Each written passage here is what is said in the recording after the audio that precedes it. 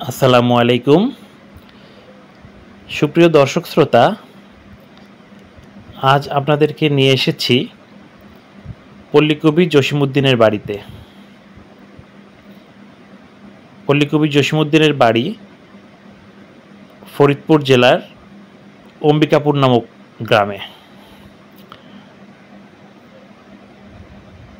পল্লীকবি জসীমউদ্দীন সম্পর্কে কিছু তথ্য জেনে নেওয়া যাক।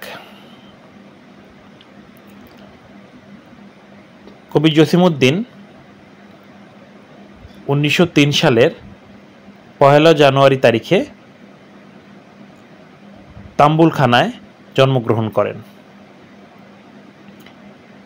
একজন বাঙালি কবি, গীতিকার, ঔপন্যাসিক এবং লেখক তিনি। পল্লীকবি উপাধিতে ভূষিত জসীমউদ্দীন আবহমান বাংলার সাংস্কৃতিক ঐতিহ্যে লালিত প্রথম পূর্ণাঙ্গ আধুনিক কবি। ঐতিহ্যবাহী বাংলা কবিতার মূল ধারাটিকে নগর সভায় নিয়ে আসা কৃতিত্ব জসীমউদ্দীনের। তার নকশিকাঁথার মাঠ ও সজনবাদিয়ার ঘাট বাংলা ভাষার গীতিময় কবিতার উৎকৃষ্টতম নিদর্শনগুলোর মধ্যে অন্যতম। তার কবিতা বিভিন্ন ভাষায় অনূদিত হয়েছে। তার লেখা অসংখ্য পল্লীগীতি এখনও গ্রাম বাংলার মানুষের মুখে মুখে শোনা যায়।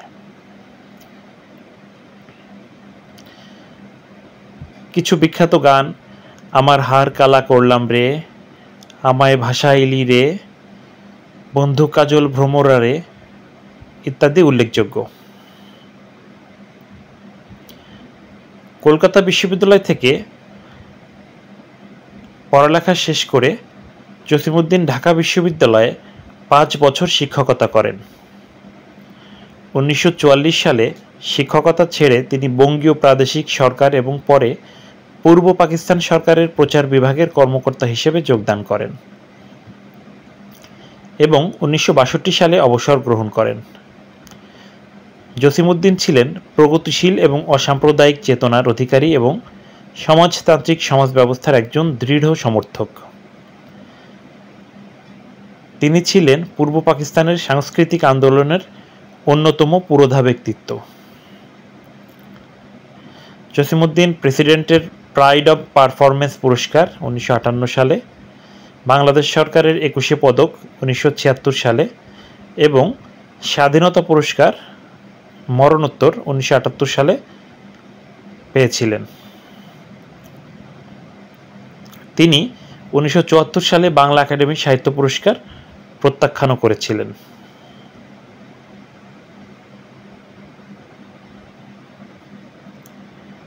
জসীমউদ্দীন একদম অল্প বয়স থেকেই লেখালেখি শুরু করেন। কলেজে অধ্যয়নরত থাকা অবস্থায় পরিবার এবং বিয়োগান্তক দৃশ্যে একদম সাবলীল ভাষায় তিনি বিশেষ আলোচিত কবিতা কবর লেখেন।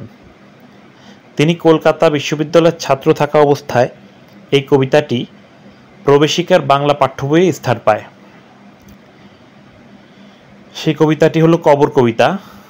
এইখানে তোর দাদির কবর ডালিম গাছের তলে, 30 বছর ভিজায় রেখেছি 2 নয়নের জলে।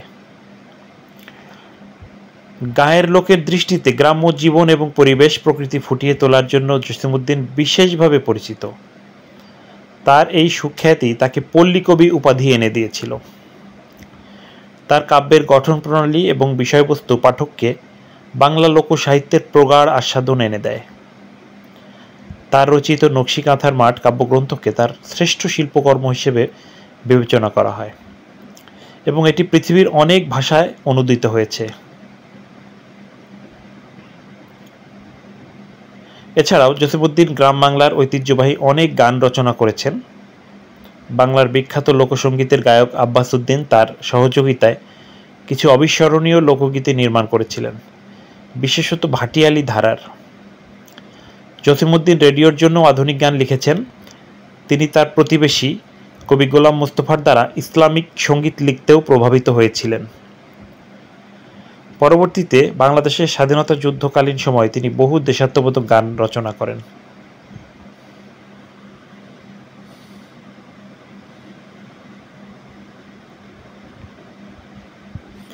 তার উল্লেখযোগ্য কাব্যগ্রন্থের মধ্যে রয়েছে রাখালি 1927 সালে প্রকাশিত, নকশিকাঁথার মাঠ 1929 সালে প্রকাশিত, বালুচর 1930, ধানক্ষেত 1933, সজন বাদিয়ার ঘাট 1933, হাসু 1938, মাটির কান্না 1951, এক পয়সার বাঁশি 1956। তাছাড়া সখিনা, সুচয়নী, ভয়াবহ সেই দিনগুলিতে, মা যে জননী, হলুদ বরণী, জলে লেখন, পদ্মপাড়ের দেশে, মাগো জ্বালায় রাখিস আলো, কাফনের মিছিল, মহরম, দুমুখ চাঁদ পাহাড়ি ইত্যাদি উল্লেখযোগ্য। তার রচিত নাটকের মধ্যে অন্যতম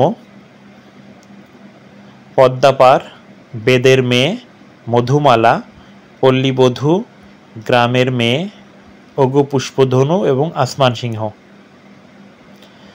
তিনি কিছু আত্মকথাও লিখেছিলেন, তার মধ্যে উল্লেখযোগ্য যাদের দেখেছি, ঠাকুর বাড়ির আঙিনায়, জীবন কথা, স্মৃতিপট, স্মরণের স্মরণীবাহী। তার বিখ্যাত উপন্যাস বোবা কাহিনী, এটি 1964 সালে প্রকাশিত হয়।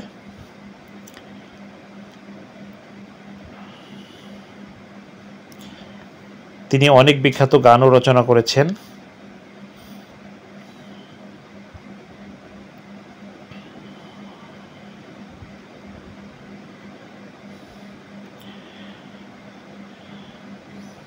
আপনারা দেখতে পাচ্ছেন কবি জসিমউদ্দিনের বাড়ির ভেতরটা, পুরো জায়গাটি আমি ভিডিওতে ধারণ করার চেষ্টা করেছি আপনাদেরকে দেখানোর জন্য।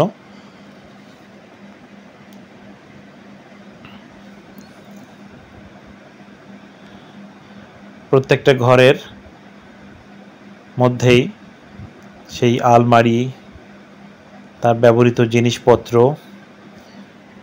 বিভিন্ন ফটোগ্রাফ, এগুলো দিয়ে সজ্জিত।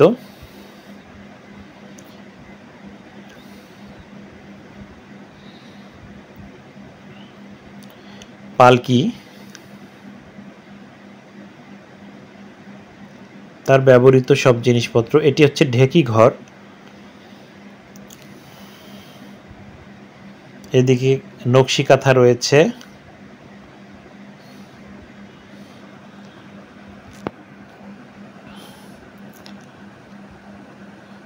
টিফিন ক্যারিয়ার,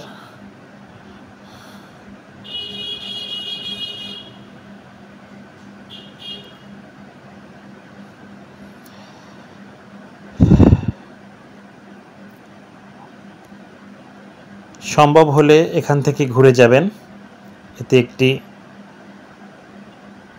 ঐতিহাসিক জায়গা, একজন দেশবরেণ্য কবির বাসস্থান।